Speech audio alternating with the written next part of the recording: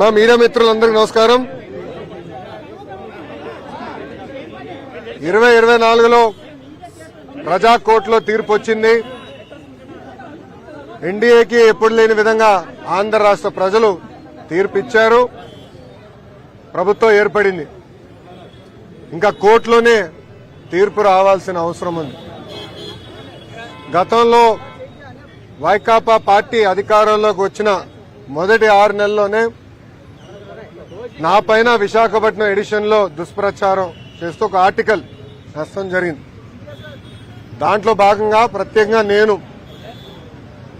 Visakhapatnam airport లో tea coffee తీసుకున్నానని, దానికి అయిన ఖర్చు 25 లక్షల రూపాయలని, అది ఇప్పుడు ప్రభుత్వం చెల్లించడానికి ఇబ్బంది పడుతుందని ఆనాడు సాక్షి పత్రిక ఆర్టికల్ వేసింది. అందరు తెలిసిన విషయమే. సాక్షి పత్రికలో ఇన్వెస్ట్మెంట్ మొత్తం వైఎస్ కుటుంబం, ప్రత్యేకంగా ఆనాటి ముఖ్యమంత్రి వైఎస్ జగన్మోహన్ రెడ్డి గారు, ఆయన సతీమణి వైఎస్ భారతిరెడ్డి గారు పెట్టుబడి ఉంది. అదే సందర్భంలో ఢిల్లీలో ఉన్న ద వీక్ అనేది వీక్లీ మ్యాగజైన్ కూడా ఆ కథనాన్ని వేయడం జరిగింది. ఇమ్మీడియట్ గా నేను సాక్షికి అటు వీక్ కూడా లీగల్ నోటీస్ పంపిస్తాం జరిగింది. ఆధారాలతో సహా వాళ్ళ ముందలు పెట్టాను. ఏ రోజైతే బిల్స్ జనరేట్ అయినాయో ఆ 26 రోజుల్లో కేవలం ఒకే ఒక రోజు నేను విశాఖపట్నంలో ఉన్నాను అని స్పష్టంగా చెప్తాం జరిగింది. అది తెలుసుకున్న తర్వాత వీక్ మ్యాగజైన్ రిజైండర్ పబ్లిష్ చేసి తప్పుడు రిపోర్టింగ్ చేశాము, ఆధారాలు మాకు ఇచ్చారు, తప్పు జరిగింది అని వాళ్ళు ఒప్పుకున్నారు. కానీ సాక్షి ఒప్పుకోలేదు. అందుకే నేను ఆనాడు 75 కోట్ల రూపాయలకి డిఫమేషన్ సూట్ వేశాను. దాంట్లో భాగంగా 75 లక్షల రూపాయలు నేను కోర్టుకు కూడా ఫీ రూపంలో చెల్లిస్తాం జరిగింది.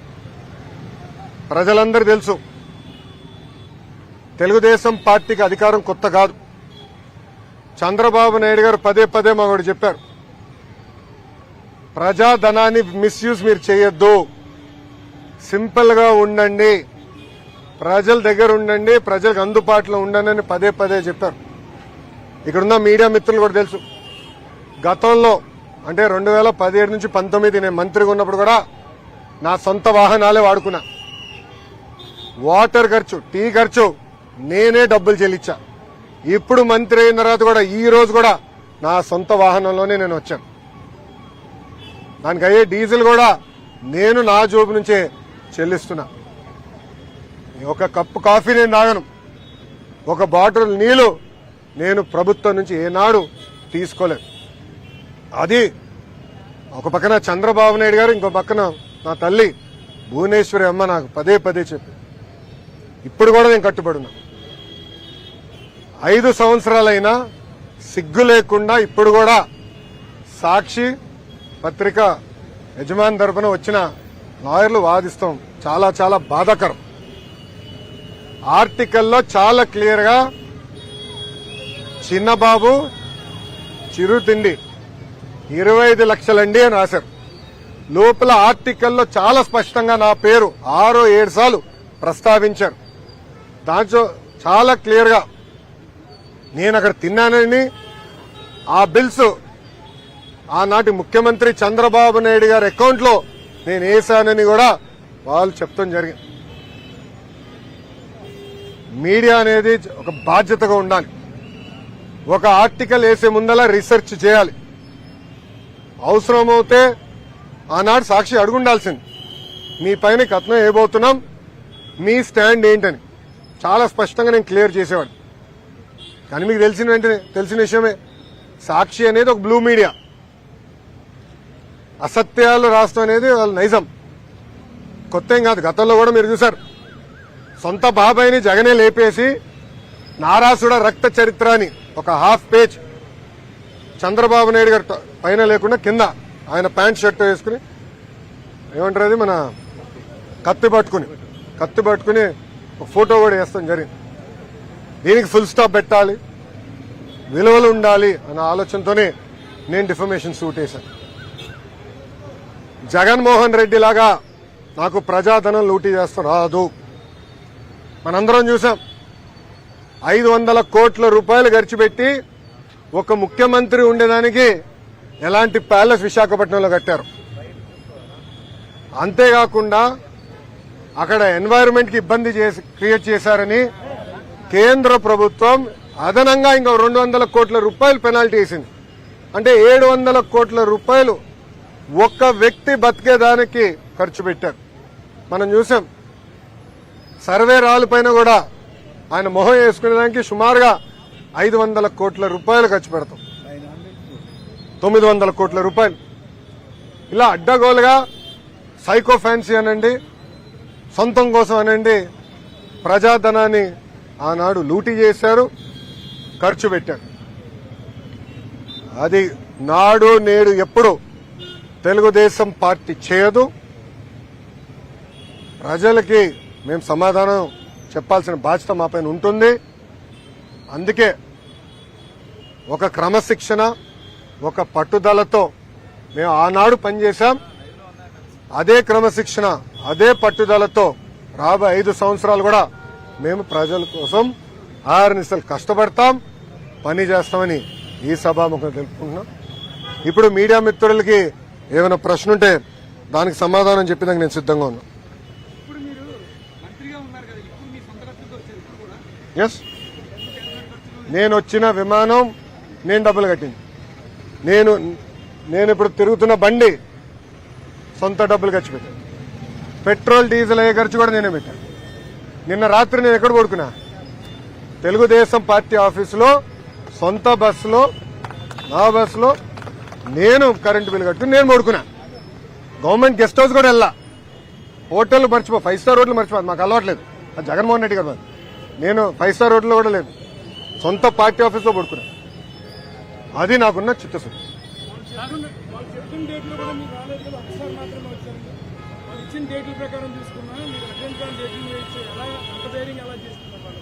అది మీరు వాళ్ళని అడగాలి. వచ్చుంటే మా సాక్షి మిత్రుడు రాలా ఈరోజు. ఏడి మైక్ లేదు, ఎక్కడున్నాడు? నమస్కారం స్వామి, మైక్ ఏది? లేదబ్బా, ఉన్నాడు. అరే, అందుకే బ్లూ మీడియా, రంగు కూడా బ్లూ. సో మన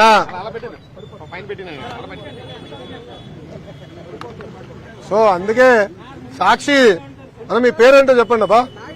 నాయుడు గారు, ఆయన సమాధానం చెప్పాలి. నాయుడు గారిని అడగండి. ఆ 26 రోజుల నుంచి ఆయన ప్రింట్ చేశాడు కదా.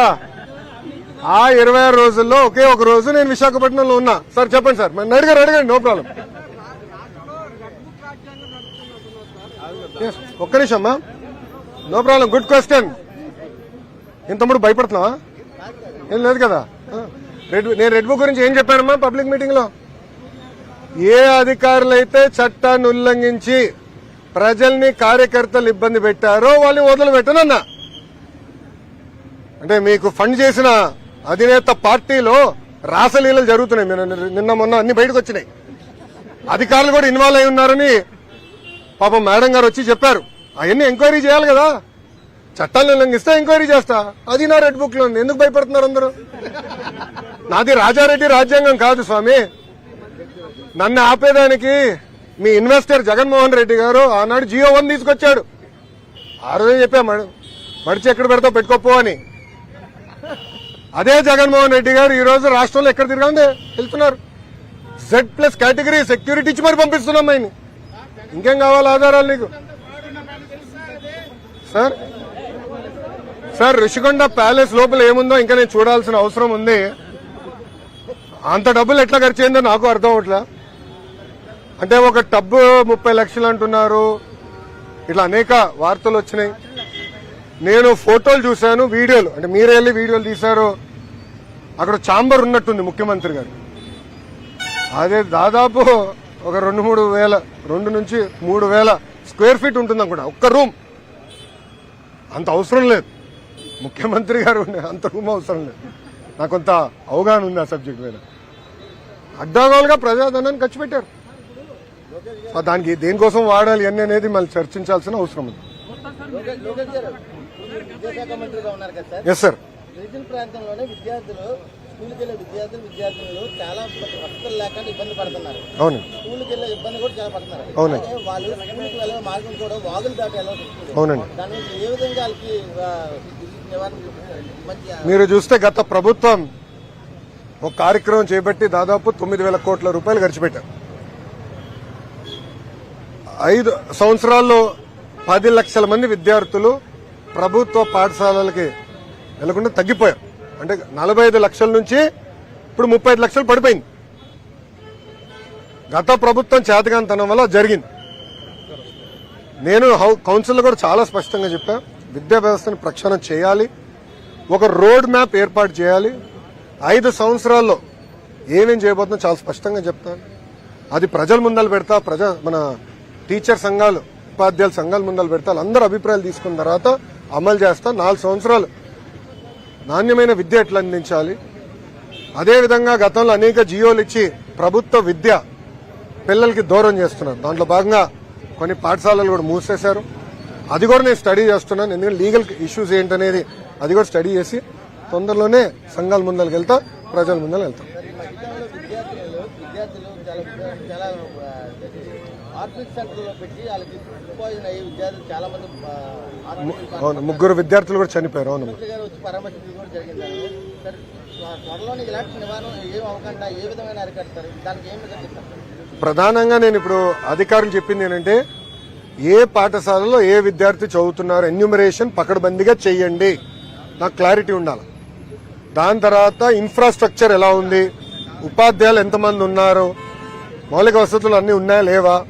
దాని తర్వాత స్కూల్ మేనేజ్మెంట్ కమిటీలు వచ్చినాయి, వాళ్ళ నాయకత్వంలో ఇన్ఫ్రాస్ట్రక్చర్ ఎట్లా క్రియేట్ చేయాలి, మెంటరింగ్ అంటే పిల్లలు కానివ్వండి ఉపాధ్యాయులకి కొంచెం కూర్చొని మాట్లాడి ఎలా స్కూల్స్ ఇంప్రూవ్ చేయాలి అని దానిపైన మేము చర్చిస్తాం అని ముందలు తీసుకెళ్తాం.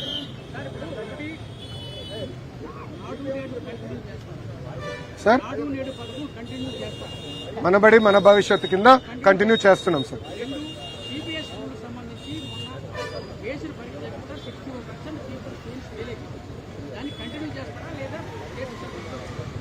నాకన్నా ఫాస్ట్ గా మీకే న్యూస్ వస్తుంది. నన్ను ఒక్క నిమిషం, అంటే మీ అందరు తెలుసు నేను 18th వెడ్డింగ్ యానివర్సరీకి 3 రోజులు లేను. వెళ్లే ముందల నేను అధికారులు కూడా కలిశాను. అప్పటికి 2 ఎగ్జామ్లు జరిగిన ఆ రిజల్ట్స్ చూసిన బాధ కలిగించింది. సంస్కరణలు తీసుకొచ్చినప్పుడు, ప్రత్యేకంగా విద్యారంగంలో సంస్కరణలు తీసుకొచ్చినప్పుడు కొంచెం ఆలోచించి ఒక పద్ధతి ప్రకారం తీసుకురాలి. నేను మంత్రి అయిన వెంటనే అధికారులు వచ్చి గత ప్రభుత్వం 1000 ప్రభుత్వ పాఠశాలలో సిబిఎస్ఈ సిలబసే కాదు సిబిఎస్ఈ ఎగ్జామ్స్ కి వెళ్లాలని నిర్ణయం తీసుకుంది అని అడిగాను. నేను కూడా సిబిఎస్ఈలో చదివినోడిని, 10th లో సిబిఎస్ఈ బోర్డ్ ఎగ్జామ్ అపియర్ అయ్యా. నాకు తెలుసు ఎంత కష్టంగా ఉంటుందని. అప్పుడు నేను అడిగాను, ప్రిపరేటరీ వర్క్ జరిగిందా, యూనిట్ టెస్టులు జరిగినాయా, క్వార్టర్లీ టెస్టులు జరిగినాయా, ప్రీ ఫైనల్స్ మనం నిర్వహించాలి కదా, ఏమన్నా ప్రిపేర్డ్నెస్ టెస్ట్ చేశారా అని అధికారులు అడిగారు. లేదండి గత ప్రభుత్వం ఏకపక్ష నిర్ణయం తీసుకుందన్నారు. అప్పుడు నేను అధికారులు కోరిందంటే లెట్ us డూ అసెస్మెంట్. ఇప్పుడు పిల్లలు డైరెక్ట్ గా ఎస్ఎస్సి ఎగ్జామినేషన్ తీసుకెళ్లి సిబిఎస్ఈలో వితౌట్ ఎనీ ప్రిపరేషన్ పడేస్తే పిల్లలు చాలా ఇబ్బంది పడతారు. పొరపాటున ఎవరన్నా ఫెయిల్ అవుతే జీవితాంతం ఆ బాధ ఆవేదన వాళ్ళు ఉంటుంది. మనం కూడా చూసాం గతంలో కొంతమంది విద్యార్థులు ఒక్క సబ్జెక్ట్ ఫెయిల్ అయినందుకు ఆత్మహత్య కూడా చేసుకున్నారు. నేను పాదయాత్రలో చూశాను. ఆనాడు నేనే చెప్పా, అరే మంగళగిరిలో ఓడిపోయా ఏమవుదు, మళ్ళీ 5 సంవత్సరాలు నేను కష్టపడితే అక్కడనే గెలుస్తాను. అదే నిజమే. సో విద్యార్థుల భవిష్యత్తు అనేది చాలా కీలకమైంది, చాలా జాగ్రత్తగా ఉండాలి. వాళ్ళ 2 ఎగ్జాంపుల్ నేను రిజల్ట్ చూసాను, మిగతా ఎగ్జామ్స్ రిజల్ట్స్ ఆనాటికి రాలేదు. దాని తర్వాత నేను కేబినెట్ మీటింగ్ జరిగింది, మళ్ళీ ఇటు వచ్చేసాను. రేపు ఎల్లుండి వాళ్ళతో సమీక్ష చేస్తాను, దాని తర్వాత ఒక నిర్ణయం తీసుకుంటాం. కానీ సంస్కరణలు ఏం తీసుకొచ్చినా ఎన్డీఏ ప్రభుత్వం ఒక పద్ధతి ప్రకారం అమలు చేస్తాం. ఏ సంవత్సరంలో ఏ సంస్కరణ అమలు చేస్తాం, 5 సంవత్సరాలు ఎలా తీసుకెళ్లాలనే ఆలోచన మేము తీసుకుని ప్రజల ముందర పెడతాం. రాజధాని భవనాలని మొత్తం అందులో ఉన్న చాలా ఇబ్బంది పడుతుంది. ఐటీ మొత్తం ఏ రకంగా తిరిగి మళ్ళీ నేను తీసుకొస్తారు, ఏ రకంగా చంద్రబాబు నాయుడు గారు అంటే ఒక బ్రాండ్. చంద్రబాబు నాయుడు గారు ఎప్పుడైతే ప్రమాణ స్వీకారం చేశారో ఆ రోజు నుంచే పెద్ద ఎత్తున పారిశ్రామికవేత్తలు వచ్చి ఆయన కలుస్తాం జరిగింది. దాంట్లో భాగంగా ఐటీ ఎలక్ట్రానిక్స్ సంబంధించిన అందరూ కూడా నేను కలుస్తాం జరిగింది. వాళ్ళు ఈరోజు చాలా ఆనందంగా ఉన్నారు. అమ్మయ్య సైకో పాలన పోయింది, ప్రజాపాలన వచ్చింది, మంచి రోజులు వచ్చినాయి, ఇప్పుడు మేము పెట్టుబడి పెట్టేదానికి సిద్ధంగా ఉన్నాం ముందు వచ్చాం. దాంట్లో భాగంగా ఆల్రెడీ విశాఖపట్నంలో పెట్టుబడి పెట్టిన కంపెనీ యజమానులతో కొంతమంది కలిశాను. ఈ రోజు ఈ ప్రెస్ మీట్ అయిన తర్వాత వాళ్ళతోనే నాకు మీటింగ్ కూడా పెట్టుకున్నాను. ఉన్న కంపెనీస్ ఎట్లా ఎక్స్పాండ్ అవ్వాలి, వాళ్ళ ఆలోచనలు ఏంటో తెలుసుకునేదానికి. రెండోది, ఆల్రెడీ నేను అనేక కంపెనీస్తో చర్చలు జరిపిస్తున్నాం. గతంలో 2019లో అదానితో ఒప్పందం కుదుర్చుకుని 1,00,000 కోట్ల పెట్టుబడితో solar energy data centre project తీసుకొచ్చారు. ఆ రోజు అందరూ ఎగతాళి చేశారు. ఈరోజు చూడండి, మహారాష్ట్రలో గత ప్రభుత్వం చేతగానితనం వల్ల ప్రాజెక్ట్ మహారాష్ట్రకి వెళ్ళింది, తెలంగాణకి వెళ్ళింది. మళ్ళీ వాళ్ళతో కూడా డిస్కస్ చేస్తున్నారు, ఇతర కంపెనీలతో కూడా డిస్కస్ చేస్తున్నారు. విశాఖపట్నాన్ని ఒక AI capital of the world ఎట్లా తీర్చిదిద్దాలి, దానికి కావాల్సిన కరికులం ఏంటి, యూనివర్సిటీ ఏంటి, డేటా సెంటర్స్ పెట్టే కంపెనీలు ఏంటి, ఏఐ నుంచి సినిమాలు, టీవీ షోస్, మీడియా రిపోర్టింగ్. నీకు నచ్చదు, బట్ రియాలిటీ అది. లీగల్, పాలిటిక్స్ లో, బిజినెస్ లో ఎట్లయితే ఏ ట్రాన్స్ఫర్ చేస్తాం, స్కూల్స్ ఆఫ్ ఎక్సలెన్స్ క్రియేట్ చేయాలి. దానికి సంబంధించిన అన్ని కంపెనీలు విశాఖపట్నం తీసుకున్న లక్ష్యంతో మీ ఐటీ మంత్రిగా నేను పనిచేస్తాను.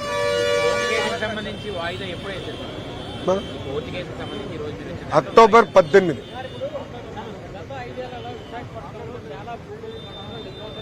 Yes sir, yes sir.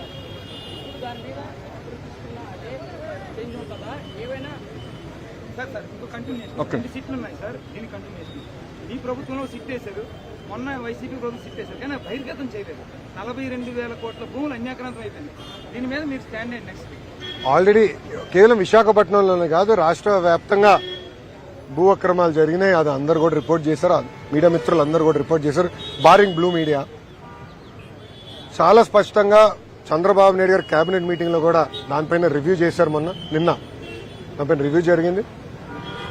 వివరాలన్నీ ఇంకా ఫర్దర్ గా ఫైన్ ట్యూన్ చేసి డీటెయిల్స్ డెప్త్ కెళ్ళి మన నెక్స్ట్ కేబినెట్ మీటింగ్ కి మన సిసిఎల్ఏ చైర్పర్సన్ మన సిసోడియా గారిని ఆ నివేదిక కేబినెట్ లో పెట్టమని ఆదేశాలు జారీ చేస్తాం జరిగింది. సో నెక్స్ట్ కేబినెట్ తర్వాత నేను దానిపైన చాలా స్పష్టంగా ఎన్ని ఎకరాలు, ఎక్కడ, ఎవడి పేరు, ఎన్ని గిఫ్ట్ డీడ్ కింద జరిగినాయి, ఎందుకంటే ఎక్కువ శాతం గిఫ్ట్ డీడ్ కింద ఇచ్చేశారు. మొత్తం వివరాలు ఈ రోజు మేము బయటకు తీసుకున్నాం.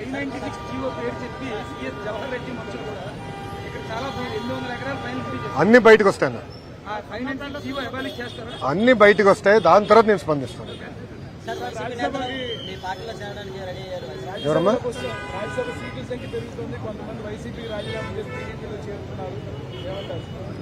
టైం విల్ టెల్ అన్న. ఏం సాక్షి, ఎనీ క్వశ్చన్స్?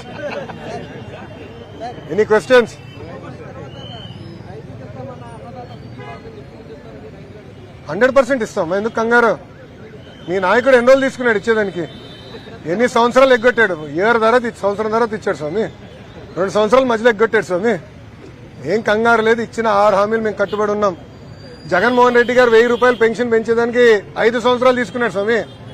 ఎన్డీఏ ప్రభుత్వం ఒకే 1 నెల తీసుకుంది. 1000 రూపాయలు పెన్షన్ పెట్టాం. వికలాంగుల పెన్షన్ డబుల్ చేశాం. మేము పెంచుతాం, ఇస్తామన్నా, కంగారు లేదు. అమ్మఒడి కాదు, తల్లికి వందనం తప్పనిసరిగా మేము అమలు చేస్తాం, డౌట్ వద్దమ్మా.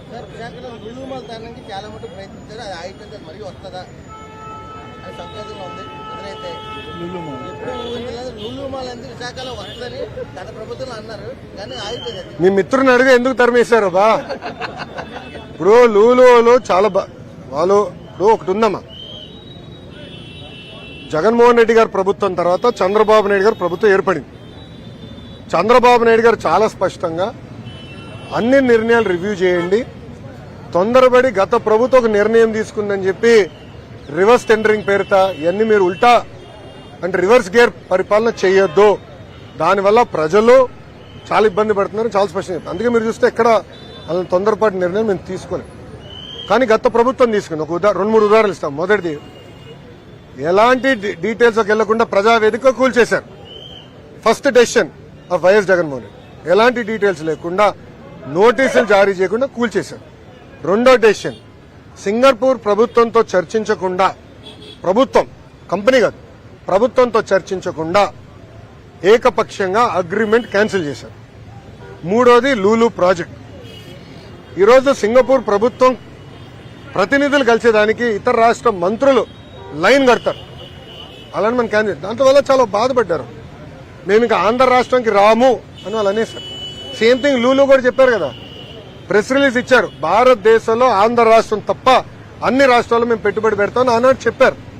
ఇప్పుడు వాళ్ళందరినీ మళ్ళీ కన్విన్స్ చేయాల్సిన బాధ్యత మన ప్రభుత్వం పైన ఉంది. ఆ ప్రక్రియ ప్రారంభించాం, కానీ కొంచెం టైం పడుతుంది సార్.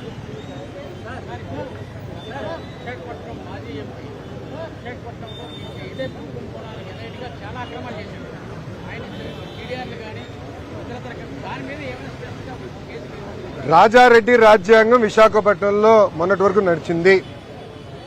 కిడ్నాపులు జరిగినాయి. రాత్రి మనుషుల్ని పిలిపించి భూములు లాగేసుకున్నారు. ఉదాహరణ దసపల్ల భూములు, పోర్ట్లు కూడా లాగేసుకున్నారు. ఇదే విధంగా ఆ పేపర్లో కూడా వచ్చింది. ఇట్లా అడ్డగోలుగా చేశారు. ఇప్పుడు ఒక హీరోయిన్ వ్యవహారం ఎలా జరిగిందో కూడా మనం చూసాం. చూడండి ఒక్క ప్రభుత్వం ఎలా వివరించింది, ఒక మహిళని 18 రోజులు ఎలా బంధించారో చాలా స్పష్టంగా ఆమె కూడా నిన్న మీడియా ముందర వచ్చి చెప్తాం జరిగింది. ఇవన్నీ విచారించాలి. చట్టాలంటే కనీసం భయం అని ఉండాలి, లేదంటే భక్తుని ఉండాలి. రెండు లేకపోతేనే దాని పేరు రాజారెడ్డి రాజ్యాంగం. So we will take action. Yes madam. ఒక్క నిమిషం సార్, మేడం గారు అడుగుతున్నారు. అవునా మేడం, అవును మేడం. పాదయాత్రలో అది నేను ఇచ్చిన హామీ నాకు నాకు బాగా గుర్తున్నది. చివరికి వచ్చినప్పుడు ఆ హామీ నేను ఇస్తాం కూడా జరిగింది. హామీకి నేను కట్టుబడి ఉన్నా.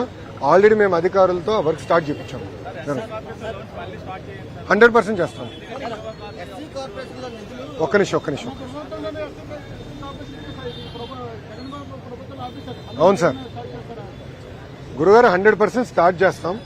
కానీ నేను కూడా మిమ్మల్ని కోరేది కొంచెం సమయం ఇవ్వండి ప్రభుత్వానికి. ఒక్క నిమిషం దయచేసి అర్థం చేసుకోవాలి. ఏంటంటే ఇప్పుడున్న పరిస్థితుల్లో జీతాలు 1వ తారీఖు నాడు చెల్లిస్తే గొప్ప, పెన్షన్ 1వ తారీఖు ఇస్తే గొప్ప. అలాంటిది చంద్రబాబు నాయుడు గారు సండే గనక 31 తారీఖునే, అంటే 1వ తారీఖు సండే ఒక రోజు ముందలే ఇవ్వండి అని నేను కేబినెట్ లో చెప్పాను. సో అన్ని సెట్ చేస్తున్నాం, వ్యవస్థలన్నీ సెట్ చేస్తున్నాం. ఎకనామిక్ యాక్టివిటీ క్రియేట్ చేయాలా, రోడ్లు కూడా వేయాలా, విశాఖపట్నానికి అభివృద్ధి పనులు చేయాలా, ఫ్లైఓవర్లు కట్టాలా, అండర్ పాస్లు కట్టాలా, అన్ని ఒక పద్ధతి ప్రకారం చేస్తాము. దాంట్లో భాగంగా ఆనాడు బీసీ వెల్ఫేర్ లోన్లు కానివ్వండి, ఎస్సీ సోదరులకి ఎస్సీ కార్పొరేషన్ నుంచి రావాల్సిన లోన్లు కానివ్వండి, నేను పాదయాత్రలో ప్రతి మీటింగ్లో దాని గురించి మాట్లాడాను. దాన్ని కట్టుబడి ఉన్నా. తప్పనిసరిగా అది ఆ కార్యక్రమం ప్రారంభిస్తాం. సార్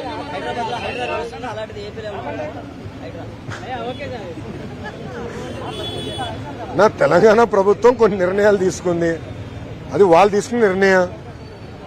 ఆంధ్ర రాష్ట్రానికి వచ్చేగల మేడం గారు మా పంచగ్రామాల గురించి డిస్కషన్ చేశారు. మంగళగిరిలో కూడా దశాబ్దాలుగా ప్రజలు వచ్చి కొండలో నివసిస్తున్నారు, ఆ పట్టాలు వాళ్ళకి అందించమని ఆనాడు నన్ను కోరారు. నేను హామీ కూడా ఇచ్చాను. సో హామీలకు మేము కట్టుబడి ఉన్నాం, అంటే ఎలాంటి డౌట్ లేదు. ప్రకృతిని కూడా కాపాడుకోవాల్సిన బాధ్యత ప్రభుత్వాలపై రెండు బ్యాలెన్స్ చేసుకుని ముందుకు. ఏంటి సాక్షి చెప్పమ్మా. అవును సార్, అవును.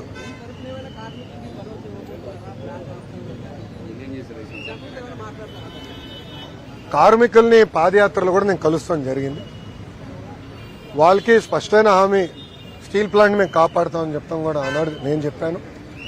కేంద్ర ప్రభుత్వంతో ఇప్పటికీ 2-3 రౌండ్లు డిస్కషన్ జరిగింది. మళ్ళీ మేము అందరం కూడా కూర్చుంటున్నాం. దానిపైన చాలా క్లారిటీగా భవిష్యత్ కార్యాచరణ మేము ప్రకటించబోతున్నాం. విశాఖ ఉక్కు ఆంధ్రుల హక్కు, ఆ నినాదంతో ఆ ఉక్కు ఫ్యాక్టరీ ఏర్పడింది. గత ప్రభుత్వం చేతగానితనం వల్ల 2 బాయిలర్స్ కూడా మూసేశారు. మీకే తెలుసు 2 మూసేశారు. సారీ 2 ఫర్నెసెస్, క్షమించాలి, 2 ఫర్నెసెస్ మూసేశారు. ఇప్పుడు 3వది నడుస్తుంది. ఆల్రెడీ పెద్దలు ఇక్కడ గౌరవ ముఖ్యమంత్రి గారు కూడా కొన్ని విషయాలు ముఖ్యమంత్రి గారి దృష్టికి తీసుకెళ్లారు. అంటే ఆంధ్ర రాష్ట్ర ప్రభుత్వం కొంచెం చేయూత ఇవ్వాలి, బాగుంటుందని కోరారు. తప్పనిసరిగా మేము చేస్తాం. ప్రశాంతమైనటువంటి విశాఖలో వరుస ప్రమాదాలు జరుగుతున్నాయి సార్. అనేక ప్రమాదాలు, అగ్ని ప్రమాదం అనేది లేదా కంపెనీకి సంబంధించిన ప్రమాదం. ఈ నివారించాలి ఏ రకంగా తీసుకోబోతున్నారు? ఆల్రెడీ అది ముఖ్యమంత్రి గారు దానిపైన చాలా స్పష్టంగా చెప్పారమ్మా. మొత్తం ఆడిట్ చేస్తాము. There is no second thought about it. Will do it system.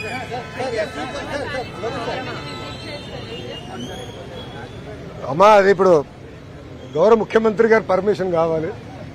ఎందుకంటే అందరు వెళ్ళి మళ్ళీ ఇన్ఫ్రాస్ట్రక్చర్ అంతా మళ్ళీ పాడు చేయకూడదు. ఎందుకంటే 500 కోట్ల రూపాయలు గౌరవ ముఖ్యమంత్రి గారు కూడా చూసినట్టు లేరు. అది నెక్స్ట్ విజిట్ లో తప్పనిసరిగా వెళ్ళి చూస్తాను. కొంచెం ఐటీ ఈవెంట్స్ కదా ఇంకా వాడుకోవచ్చేమో అని అనుకుంటున్నాను. సార్ ఈ ఎస్సీ కార్పొరేషన్ నిధుల్లోనే పూర్తిగా ఏమి ఖాళీగా ఉన్నది సార్, దాన్ని ఏ విధంగా నిర్వహిస్తున్నారు? దామాషా ప్రకారం ఉపకులాల వారిగా నిధులు కేటాయించి ఆ నిధులు ఖర్చు పెడతామని ఆనాడు హామీ ఇచ్చాను. ఇప్పుడు కార్పొరేషన్కి నిధులు ఇచ్చిన తర్వాత మనం మొదటిగా చేసేదంటే అది ఆ సామాజిక వర్గాన్ని చేయుతాం.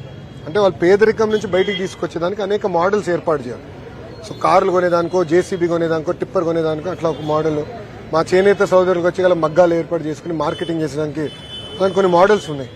ఆ మోడల్స్ని మళ్ళీ పునర్నిర్మాణం చేసి మార్కెట్కి లింకేజ్ చేసి ఒక కుటుంబానికి లోన్ ఇస్తే ఆ కుటుంబాన్ని పేదరికం నుంచి శాశ్వతంగా బయటికి తీసుకొచ్చే లక్ష్యంతో మన ప్రభుత్వం పనిచేస్తుంది.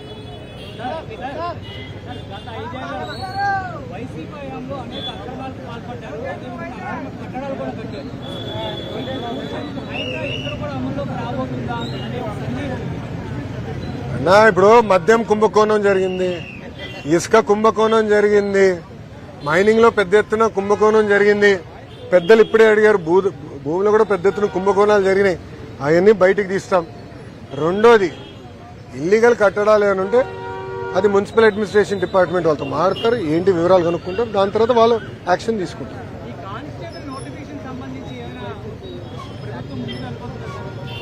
మా గతంలో నేను చాలా స్పష్టంగా పాదయాత్రలు హామీ ఇచ్చాను. ప్రతి సంవత్సరం ఒక యూనిఫైడ్ జాబ్ క్యాలెండర్ ఇస్తే బాగుంటుందని ఆనాడు నేను చెప్తాం కూడా జరిగింది. అంటే ప్రభుత్వంలో ఆ సంవత్సరంలో వేకెన్సీస్ ఏమున్నాయి అది ఒక పద్ధతి ప్రకారం ఫిల్ చేయాలి. 5 సంవత్సరాల్లో వేకెన్సీస్ అన్ని భర్తీ చేయాలనేది ఒక లక్ష్యంగా పెట్టుకున్నాం. ఎప్పుడు లేని విధంగా మెగా డిఎస్సి కూడా చంద్రబాబు నాయుడు గారు ప్రభుత్వం తొలి సంతకం పెట్టారు. అది కూడా అక్కడ ఎవరైతే దానికి వెళ్తున్నారో అంటే ఎగ్జామ్కి అపియర్ అవుతున్నారో వాళ్ళ కోరిక మేరకు టెట్ మళ్ళీ బ్రేక్ ఇచ్చి డిఎస్సి పెడితే బాగుంటుందని కోరారు. అది నేను నాకు వాట్సాప్లో పెడితే అది తీసుకుని నేను చేశాను. అట్లా అన్ని స్ట్రీమ్ లైన్ చేస్తున్నాం. ఏపీపీఎస్సీ కూడా ఇప్పుడు చైర్మన్ లేరు, కొత్త చైర్మన్ నియమించాలి, మొత్తం స్ట్రీమ్ లైన్ చేయాలి, చేస్తాం.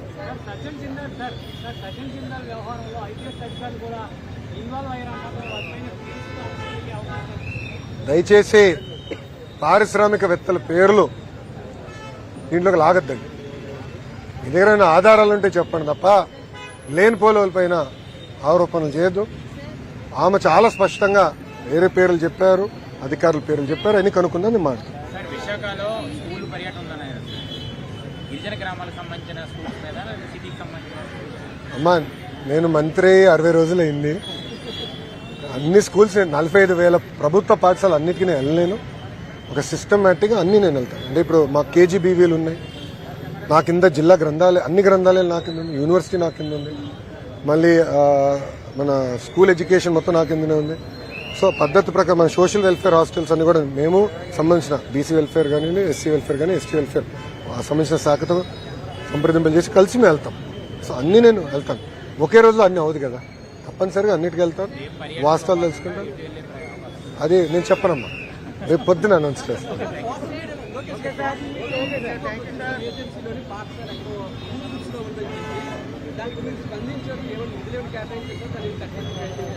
కంగారు పడద్దు స్వామి, ఇచ్చిన హామీ మేము నిలబెట్టుకుంటాం. మీరు చూస్తే తమ్ముడు ఒక్క నిమిషం, నేను ట్విట్టర్లో స్పందించిన దానిపైన ప్రతిదీ ఒక పద్ధతి ప్రకారం చేసుకుంటూ వచ్చాను కదా. మీరు వికలాంగులకి ఐఐటీలో ఎన్ఐటీలో అవకాశం వచ్చి ఒక టెక్నికల్ డిఫెక్ట్ వల్ల వాళ్ళకి అవకాశం కోల్పోతే నాకు వాట్సాప్ మెసేజ్ పెడితే అధికారులందరూ పరిగెత్తించాలి, ఇప్పించే కదా. 45 మంది వికలాంగులు దానివల్ల బెనిఫిట్ అయ్యారు కదా. అదేవిధంగా నేను ట్విట్టర్లో కానీ ఫేస్బుక్లో నాకు వచ్చిన స్పందించినప్పుడు ఒక పద్ధతి ప్రకారం ఇచ్చిన హామీ నేను నిలబెట్టుకుంటే ఆ డౌట్ నీకు వద్దు, నేను చేస్తానన్నా. అరే సార్, కొన్ని విషయాల్లో సొంత నిధులు కూడా ఖర్చు పెట్టా, కంగారు పడద్దు, నేను చేస్తాను. టీ కాఫీని వేరే దగ్గర తాగాల్సిన అవసరం లేదు. Don't worry. Yes madam. Ma'am, గౌరవ ముఖ్యమంత్రి గారితో హైయర్ ఎడ్యుకేషన్ రివ్యూ ఇంకా పెండింగ్ ఉందమ్మా. సెప్టెంబర్ 11వ తారీఖు నాడు మా రివ్యూ మీటింగ్ ఉంది గౌరవ ముఖ్యమంత్రి గారితో. దాంట్లో ప్రధానమైన అంశం కాలేజ్ ఫీ రీయింబర్స్మెంట్. గతంలో అన్ని ప్రభుత్వాలు డైరెక్ట్ గా డబ్బులు కాలేజ్ అకౌంట్లో వేసేది. సో తల్లిదండ్రులకి ఎలాంటి ప్రెషర్ ఉండేది కాదు, పిల్లలకి ఎలాంటి ప్రెషర్ ఉండేది కాదు. ఇష్యూ ఏమైనా ఉంటే అది కాలేజ్ యజమాన్యం ప్రభుత్వం మధ్యన ఉండేది. అలాంటిది జగన్మోహన్ రెడ్డి గారు ముఖ్యమంత్రి అయిన తర్వాత కొత్త కొత్త వింత విధానాలు తీసుకొచ్చి విద్యార్థుల్ని వాళ్ళ తల్లిదండ్రులను ఇబ్బంది పెడతాం మొదలుపెట్టారు. ఆయన సుమారుగా జగన్మోహన్ రెడ్డి గారు సుమారుగా రఫ్గా 3,000 కోట్ల రూపాయలు కాలేజ్ ఫీ రీయింబర్స్మెంట్ బకాయిలు పెట్టిపోయారు.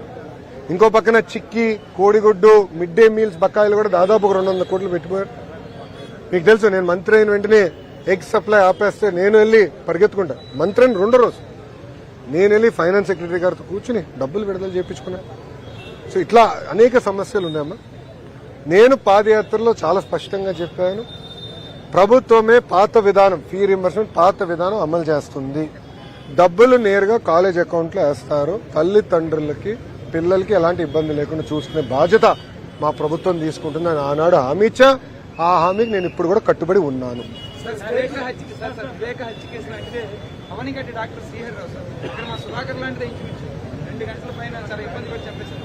దాని మీద అలా మొత్తం వివరాలు కనుక్కున్న తర్వాత స్పందిస్తాను.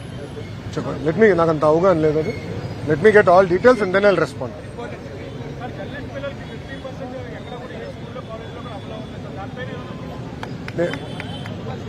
మీరే అడగండి, మీరే చప్పట్లు కొట్టుకోండి. నాకు ఇది కలెక్టర్ గారు అమలు చేయాలమ్మా. కలెక్టర్ గారు మాట్లాడాలి. ఆల్రెడీ గుంటూరు కలెక్టర్ గారితో మాట్లాడి మిగతా కలెక్టర్లతో నేను మాట్లాడతాను. విశాఖకు ఇన్ఛార్జ్ మంత్రిగా నారా లోకేష్ రాబోతున్నారంటూ సందడి చేస్తున్న వాతావరణం సార్, అది good news sir, bad news, లేదంటే ఆ సమాచారం ఒకటి వస్తుంది సార్, మీరు వచ్చే అవకాశం ఏమైనా ఉందా సార్? అది కదా, ఏది గుడ్ న్యూస్ ఏది బ్యాడ్ న్యూస్. వస్తున్నాం అంటే ఏ న్యూస్ అది నాకు తెలియదు. అది ఇంకా ప్రభుత్వం నిర్ణయం తీసుకోలే. తొందరలోనే ఇన్ఛార్జ్ మంత్రులు వేస్తారు. ఇంకా నిర్ణయం తీసుకోవాలి. నేను పాదయాత్రలో మీడియా మిత్రులు కూడా కలిశాను. చాలా స్పష్టంగా ఇల్లు కట్టించి అందజేసే బాధ్యత మన ప్రభుత్వం తీసుకుని కంగారు పడద్దని నేను హామీ ఇచ్చా. నేను చేస్తాను, మన ప్రభుత్వం చేస్తుంది. సార్ నేను ఆంధ్ర రాష్ట్రంలో విద్యాశాఖ మంత్రిని, ఐటీ మరియు ఎలక్ట్రానిక్స్ శాఖ మంత్రిని. అన్ని ప్రాంతాలకు నేను న్యాయం చేస్తాను, దాంట్లో ఎలాంటి సందేహం లేదు. విశాఖపట్నాన్ని ఆంధ్ర రాష్ట్రానికి ఐటీ హబ్ గా తీర్చిదిద్దే బాధ్యత నాది. We will make it the AI capital for the world. You wait and watch boss. అది నేను చాలా స్పష్టంగా విశాఖ ప్రజలకు నేను హామీ ఇస్తాను.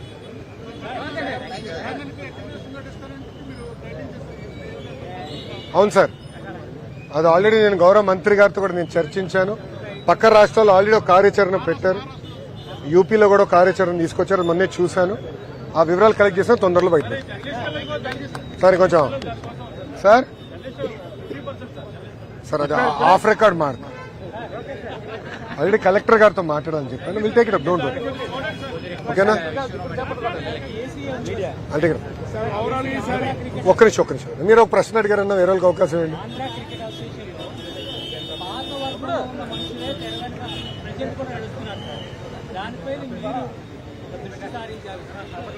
ఇప్పుడు మీరు చూస్తే కొత్త వ్యక్తులు వచ్చారు అసోసియేషన్ లో. క్రికెట్ అనేది నాకు కూడా చాలా ఇష్టం. ప్రభుత్వ పాఠశాలలో కూడా క్రికెట్ కిట్స్ ఇవ్వాలి, inter school inter college competition ఏర్పాటు చేయాలనేది ఒక లక్ష్యంగా పెట్టుకున్న. స్పోర్ట్స్ అనేది పెద్ద ఎత్తున ప్రోత్సహించాలనేది కూడా మా లక్ష్యం. పల్లా గారితో కూడా ఈరోజు లంచ్ బ్రేక్లో మేము డిస్కస్ కూడా చేశాం, ఎలా స్పోర్ట్స్ పెద్ద ఎత్తున ప్రోత్సహించాలి. ఏసీ అవ్వచ్చు, మన ఒలింపిక్ అసోసియేషన్ అవ్వచ్చు, వాళ్ళందరితో నేను ఆల్రెడీ డిస్కస్ చేస్తున్నా. మన క్రీడా శాఖ మంత్రితో కూడా నేను మాట్లాడటం జరిగింది. దానిపైన అందరం కూర్చుని కార్యాచరణ రూపొందిస్తాం, తప్పనిసరిగా అమలు చేస్తాం. ఓకేమ్మా, థ్యాంక్ యూ.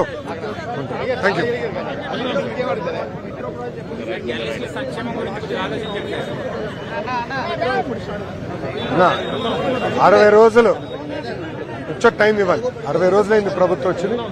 వైజాగ్ అభివృద్ధి బ్లూ ప్రింట్ మేము ప్రజల ముందర పెడుతున్నాం. స్టేట్ వైడ్ టాప్ మెజార్టీలు వచ్చాయి, హిస్టారిక్ మెజార్టీలు వచ్చాయి. వైజాగ్ లోనే 92-90 వచ్చాయి. వెనకాల చాలా మంది ఉన్నారు. ఏ రకంగా గాజువాక 1, భీమ్లీ 2, మంగళగిరి 3. మా మంగళగిరి మర్చిపోయా స్వామి. మా మంగళగిరి 3rd హైయెస్ట్ స్టేట్ లో. బిహైండ్ ద స్క్రీన్ కష్టపడిన వాళ్ళు సో చూడాలి కదా సార్. నేను చూసుకుంటా, ఎక్కడ పోలేండి. మా అధ్యక్షులు గారు ఉన్నారు కదా, ఆయన పైన బాధ్యత ఉంది ఇప్పుడు.